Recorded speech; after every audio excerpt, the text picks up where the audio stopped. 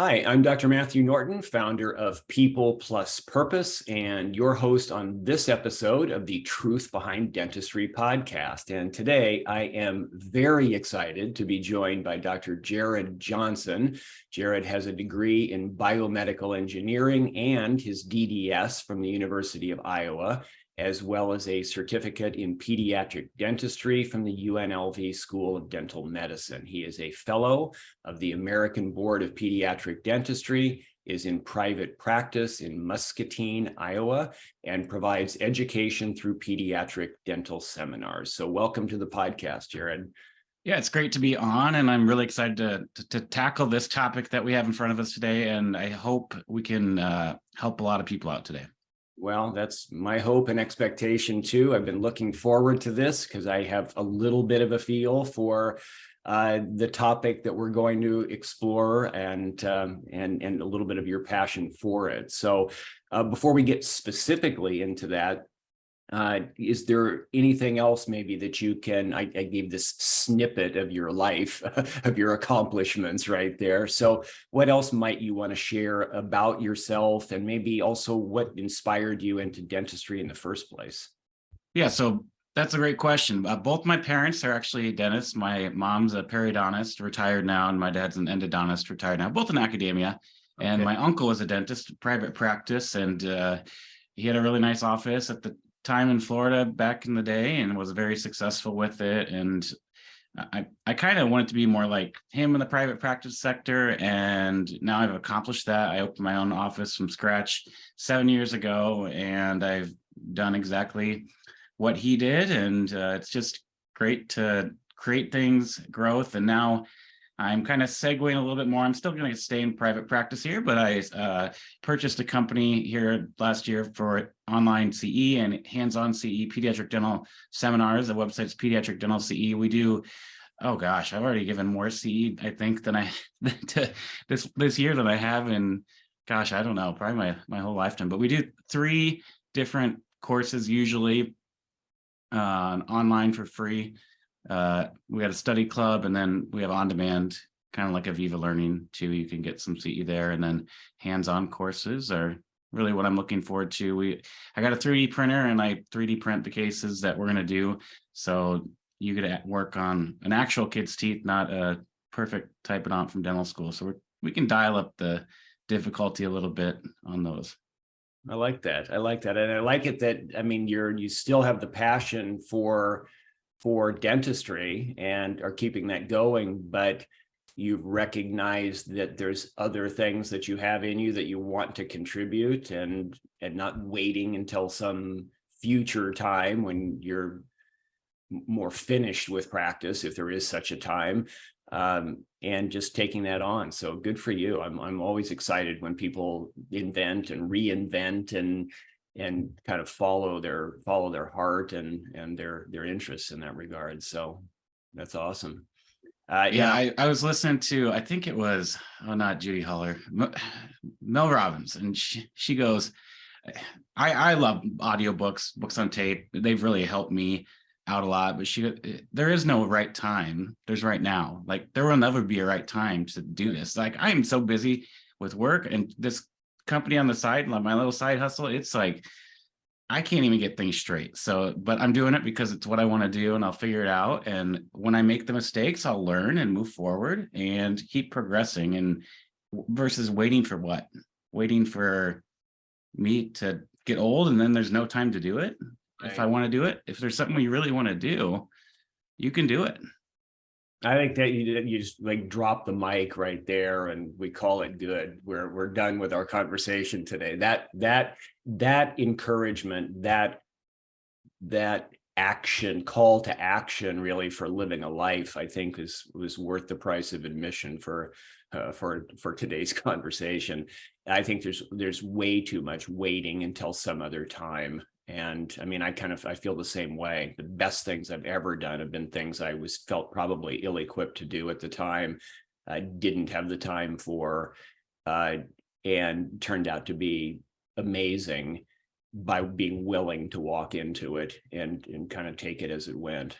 And not everybody is so inclined to do that, but if you're not, I encourage take a step. Just take a step in a direction of kind of with the, maybe some opportunities that are in front of you. So that's great. Yeah, taking a step is great. And it doesn't have to be big, like you said. I was just in Pittsburgh visiting family, and there's a sign, and it just took me. It was in their dog park down in this area, I forget the area, but the sign said small steps are very okay.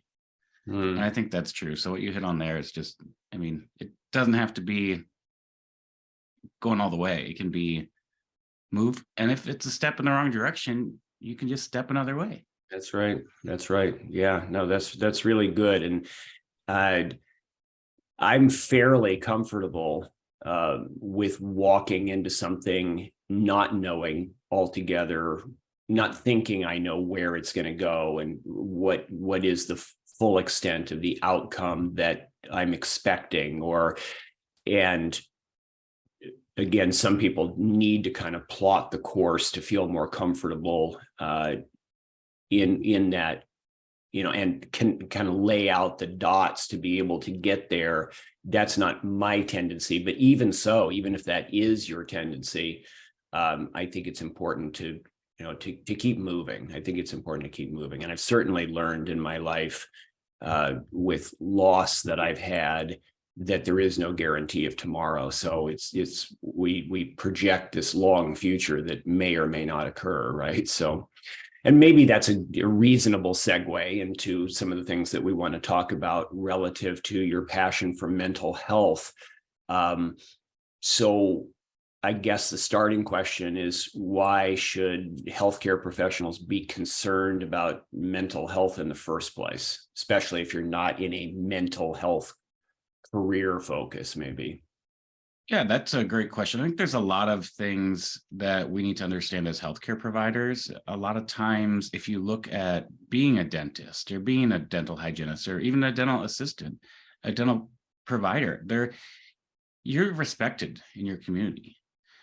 And if you're having a problem and you show up to a support group and your patients are there, that's kind of a hard thing to swallow. So there's not that many great outlets, I think, for us as healthcare providers. And hopefully we can change that. I've got some exciting things that are coming up with the study club. We're going to do a coffee hour where it's just for dentists and you can come in, and it's a peer-led self-help group. That's going to be coming when I can find the best time to fit it for people's schedule. That's kind of the conflict when you do things online. But having a safe space where you can talk openly about what's going on, because I was realizing I have a mentor, and I was realizing we talk every week. And I was realizing that when I told him something, it's like he had already experienced that. And he's like, oh yeah, it's not only happening to you. It's just that I'm on an island in this private practice and I don't have anyone that I can relate and tell these stories to. And by telling that helps me compartmentalize things. And, if I'm way off base on this one, we can kind of talk about it. And if it's happened, oh yeah, don't worry about it. Like that kind of thing. Yeah. I know from all of my years in practice that it would catch me off guard sometimes, as I'm always asking other people how they are as the provider of healthcare services, right? And it would be caught off guard when somebody would kind of turn and say, well, how are you today, doctor? And it was like, oh, I had kind of lost track of how I was. There's the benefit of that is I kind of lose. I'm so engaged in the moment of serving other people that I kind of lose sight of me. And sometimes during times I might have been struggling, that was actually a good thing to be able to immerse myself in service. But I do think that there are times where it's important that it be, how are you, doctor? And that we give the attention to that, right? And we make sure that our needs are being met so we can continue to serve at the highest level and not step over that. Would you agree with that? Yeah, absolutely. And we can get more into, I guess, my story a little bit later. But one of the things that I learned, that actually changed my life, was hearing Ben Nemtin. And in his talk, you can go see this for free on the ADA's website, get CE for it. He talks about when you're on the airplane and the plane loses pressure and the oxygen drops, you got to put the mask on you first so you can help other people. Yeah. So if you aren't able to help yourself, then you're not going to be able to help others. So that's another way to kind of hit on what you're just saying, that, you do need to make sure that you're okay. And it's okay if you're not, Right. because that can change. Right. Yeah. It's okay if you're not. That's good. Yeah. Because I think that's got to be the first step, I think. Well, so you're going to tell us a little bit more about your story. So, what is it that has inspired you to want to kind of raise awareness about mental health challenges in dentistry? And, where is this passion coming from for you? Yeah, so I think this is, it's pretty common if you look at surveys and the data of dental health professionals, having anxiety or depression. And I've suffered from both. And I don't want anyone else to have to go through what I went through. And we've also had some colleagues that have passed away to suicide, and saddens me a lot. But my story, I actually suffered from depression when I was in undergraduate during a breakup of a long-term relationship, and got to a bad place, and I got therapy and got help and moved on and went on to be a dentist, which is, I think, a good accomplishment from where I was. And, everything was going well. Coming 2019, I love doing stuff as a key opinion leader. I love speaking. And I remember we had just finished going down to California. I spoke at Sprig Live. We took the kids to Disney. It was an amazing time. And come roll around February, making more progress with things in the speaking field. And then COVID hit in March. We closed. And I kept doing some of the stuff, for the companies, and things were still looking up. And about, I don't know when it was, but I just stopped it wore on me, not having parents in the room, just the stress of the office and the staff and everything. It just got really difficult at home and at work. And I stopped enjoying being with my kids. I was just like, I don't really want to be here. And I lost 1.5 years of my life from it because I didn't get help soon enough. And kind of the straw that broke the camel's back, to say, was I was actually doing an extraction on this kid, and he wasn't doing well. And the mom, she was in the room at the time, and I just wasn't sure if I was going to be able to finish it. And my hands just started shaking. And you can't practice dentistry if you're shaking, right? It's a pretty technical thing to do. And my wife and I were also having some troubles at home. And I just came to the chair I'm sitting right now, and I just broke down in tears. I couldn't take it. And right then I got on the phone and got Doctor on Demand, which is the best thing I did at that time, and started on some medication. And I started seeing a psychiatrist and started on sertraline, and we tailored that to where I needed to be. And it just still wasn't enough for some of the anxiety I was having with stressors at work. But I started enjoying my kids again. Like, I go bowling with them now. We take my son fishing, like all this awesome stuff that I missed out on. And, I'm sorry for that for them. That hurts me too. But moving forward, I got better. I started taking propranolol in the morning for anxiety. I'll take that usually twice a day, and that will kind of level me out. I still take that now. I don't take the sertraline anymore, but I got therapy too, and that really helped. And to put it into perspective, there was this one day at the office when this person was upset and belligerent, and they were just yelling at the front desk, yelling at me, and we got him to leave. But it's like, I told that to my therapist, like, that's the stuff that like drives me nuts. And he goes, well, step back. That person probably had a mental health problem. Who says it's normal to sit there and yell at your dentist and be rude to people in public? Nobody does that. And I said, oh, wow. So just that kind of thing with therapy really helped me, being able to tell what's bothering me, and then have someone help me rationalize or irrationalize. Once I knew that was not appropriate, I was like, oh, forget about it. Yeah.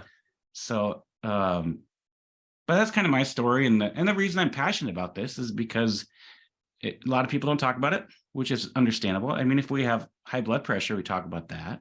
If you have diabetes, people talk about that, but they don't talk about their mental health. I think we should, because if you look at someone born with diabetes, right, they have a receptor problem, right? Right. You can have a receptor problem with your receptors in your brain too. Right. I mean, some people may not have as much release. I mean, it's genetic too. There's still some external components and there's internal components that we can't control. Right. But I would just recommend to anyone that there's lots of resources out there. I know Hope for the Day has a Hope Compass. I will say to you, there's not like one answer for everyone. Maybe someone just needs therapy. Maybe someone needs therapy and medication like I did. But if something's not right, I would encourage you to find what's going to work for you, because you're going to enjoy your life. And gosh, I missed out on a year and a half of my life I'll never get back. Mm. Well, I so appreciate your transparency, your willingness to be vulnerable. I know I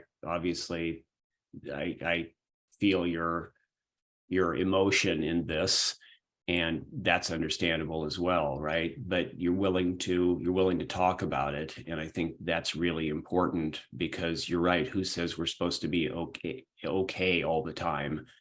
And it's almost like that, and that's how much pressure is that, right? The pressure to think that you're supposed to have to be okay and always show everybody that you're okay, when the truth is that you're not. Kind of makes me think, I mean, it's different, but maybe what comes up to me was thinking after my first wife passed away, which was right after I'd adopted her twin 5-year-old daughters. When I first felt like I could resurface and go back into seeing patients again, and in fact, I tried to go back and I wasn't able. And my front office person said, we need to, I don't think this is going to work. I was too weepy, I think. And she said, let me just reschedule people. You need more, a little bit more time, which I was glad that she did. But even when I went back and people would start to ask me, well, so, how you doing? Then I had to decide how honest I was going to be, right? Was I going to say I'm still struggling, or is it going to be, I'm okay, you're okay, we're all okay, right? And I distinctly remember a decision with somebody that I thought was not just a patient, but someone who was somewhat more of a friend even. And I said, it was like 3 weeks after her death. And I said, I'm having a hard time still. And his response was, well, you need to buck up and get on with it. And what did that do for me? It just went, I just kind of sucked right back inside, because I can't handle that. I can't do that right now. I'm doing my best to be present and not to feel like it's not okay to be where I am. And I think that's one of the things, right? Would you say that where we are is where we are, and it's important to be able to acknowledge that to ourselves and to somebody else, right? Yeah, I mean, that's where I got to. I had to acknowledge that I wasn't okay. And, I think a lot of people have a hard time with that thought, but I don't think you should. I think you should, if something's not feeling right to you, or if you're anxious or you're sad, I think that's okay. And there's ways that, I can't tell you, my life is a complete 180 from where I was. I lost 30 pounds. I exercise, I eat healthy, I feel better, like a complete 180. And if I can do it, you can do it too. But you need to recognize that you need help. Yeah. It's okay still. Like all my friends that I talk to, my mentor, they all have therapists. Like all these dentists have therapists. It's okay to have a therapist to maintain that if you need to. There's nothing wrong with take care of everything else in your body. You need to take care of your mind too. Yeah. And I guess we are, can be afraid of judgment, that somebody's going to judge us for this or that. But really, that's not about us anyway, right? That's, if somebody else is inclined to judge, then that's really their opinion, their perspective. And if we're attached to that, and they may not even be judging anyway. Half the time, I think when we're thinking what somebody else is thinking about us, they're not necessarily thinking that anyway. So a lot of that is probably projection because we're aware of certain things. Well, talk to us a little bit about, you mentioned a few things there about some of the changes that you've made. Those are kind of some personal health shifts that you've made. Are there other things you've changed in your life, in your practice, as a result of acknowledging this and to kind of get onto a better track for yourself? Yeah, so what really did the change was that talk by Ben Nemtin, and just an amazing individual on self-help. And he gave some tips about the kind of the, I guess, his pillars of wellness, I would say. And slowly but surely, I started working on one at a time. You don't have to do everything at once, but I started doing the exercise, and you see the change, and like, people comment on that, and you feel better because you're releasing more chemicals that make you feel better. And then all of a sudden I decided one morning I woke up and I said, I'm going to go to church. And I went to church, and there's a new pastor there at the church, because the one we had gone to before, it just wasn't, it's the same church, but it just wasn't the right feel for us. And I heard her and I was like, wow, this is amazing. Like, great message. And I felt good. I said to my wife, we got to go to church again. She's like, okay. So we started going to church. Now we're members of the church, and now I'm on the council for the church and working with it. So those things, and then you start to just build in different areas and trying to be healthier with eating. I have made that change, and I had hypertension. I have history of hypertension now, but I don't have to take medication for that anymore. So and I don't take, now that I've done all this stuff, I was able to get off my SSRI, so or Zoloft. So it was, I mean, it took a year and a half to make the change, but now I can get up and do the things I want to do. And I mean, there's more I can work on, but we'll keep taking small steps. Yeah, that's good. And it's back to kind of what you were saying before, as far as making sure that, like in the example of the plane, and putting your own mask on first. I think to be able to pause, to step back and take an inventory. I think this is meaningful for everybody who would be listening to us, that no matter what you think your state is at any given point, whether you think this is something that speaks to you or even not necessarily, to step back and take a little bit of an inventory of your own body, mind, and spirit, right? Because you're mentioning the spiritual realm. I mean, that was a huge change for me when I more fully addressed that need in my life. And so I'm with you on that, the importance of that. But however much of it is physical changes to make, mental, emotional, or spiritual changes to make, I think it's really important, but you're not likely to make them unless you pause for a little bit of self-reflection, a little bit of inventory. And that's not easy to do. And it's easy when you're already really busy, right? I mean, you probably found that to be when you're kind of stretched, kind of to the walls with activity and demands. Maybe it's easy to not to pause to look at yourself. Would you say that was part of your experience at all, or do you see that being a common challenge? I think everyone's probably different from an individual aspect on this, but for me, it was what was going on at home. It was the office. It was the patients. And I mean, this world's gotten a lot harder for everyone. Right. And that's what it's for me. I don't think for me, it wasn't the busyness. I mean, I'm a busy person, but that doesn't really bother me to be busy. I think it just probably is an individual thing. I mean, everyone's going to be different.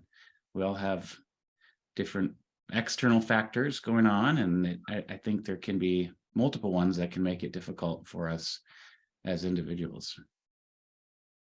What other solutions might you have? And anything further on kind of the impact that you're wanting to make as a result of all of this? Yeah, so I've done a lot of things with wellness and trying to be open with my story so other people can. I can't tell you how many people that have contacted me and said thank you, which is awesome. Yeah, that's great. But just raise awareness. So what I've done podcasts before, had article in the ADA New Dentist committee, and then kind of on my own, I'm on the New Dentist committee at the ADA, and I've really been trying to get things done. And as you know, things don't always move as fast as we'd like in organizations, and they're making progress. They've done a lot of good things, and they're making progress on this with some of the mental health ambassadors, which I'm involved in, which is awesome. But I just had an idea and I wanted to get a group together, and we just I think it was last week, we did a CE, and I brought Hope for the Day in to give a webinar on It's Okay to Not Be Okay. So I paid them to do that, and people got CE. We had a great group of 20, it was 29 people, but if I made a difference with one, right, that's a huge impact. And then they're gonna come back in April, do the second part of that, and that will be free. You can register at pediatricdentalce.com. And then I'm gonna hire them to do, I guess they call it coffee talks, but it's just where a peer-led support group. So that's kind of my vision for just creating a community through what I have, and just maybe a safer space for us to be, is kind of my thought. And I know that the wellness ambassadors have a lot of great things coming as well. So look for those. They're working on that. I think they have a year and a half to get those done, but hopefully these things can start to get some attention, and maybe you need it for a little bit, but you don't need it tomorrow, and that's okay. That's great. Any other specific resources to mention other than what you've mentioned so far for where someone might take a step for some help? Or yeah, also they just nationally, the 988 is the National Suicide Prevention Line, and if you're in a place where you need that, that's a great resource. If hopefully you're not there yet, but I would look at Hope for the Day. They have a help compass, and you type in your zip code and it'll tell you what resources are in your area to see where to start. You can be like me and pick up your phone. You can do therapy on your phone. My therapists aren't my phone, because I don't want to see someone in my community, right? I just told that story. Right. So it's great for me. I can use it on my own time. I use Doctor on Demand. There are tons of other therapists that are available and online on your phone. And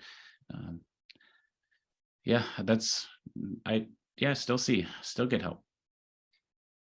Well, I've really enjoyed our conversation. I think this is an important topic. It's good to get a chance to connect with you and learn more about you and what the passion that you bring. And part of me wants to say I'm sorry for that year and a half that hurts your heart for what was lost, but that could have been, I guess on the flip side, that could have been way more and way worse.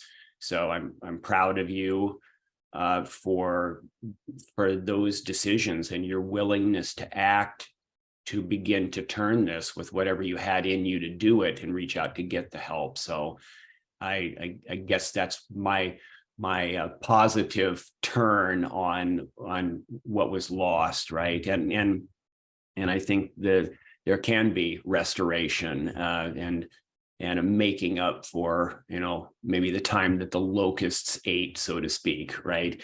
And so for those who are listening, who have appreciated what you've shared and resonate with your story and may want to connect with you one way or the other, either for CE or whatever that might be, what's the best way for listeners to connect with you? Yeah, I think probably through Pediatric Dental Seminars. You can Google that, it'll come up, or pediatricdentalce.com. And, I get all the emails that go to the info@pediatricdentalce.com. If you need to connect, that's a great way. And if you're looking to learn a little bit more, we'd love to have you join part 2 next month and move forward with your understanding, because they do a great job of explaining mental health way better than I can. They're professionals. So it's great to have the professional come in when you need them. But that's one way if you're interested more in the subject. And if you would like, just to email me. That's fine too.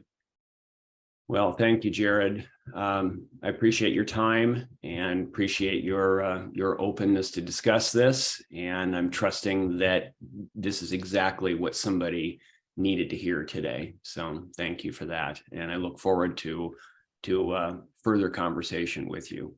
Yeah, thanks again for having me. It's been a pleasure to sit and talk with you.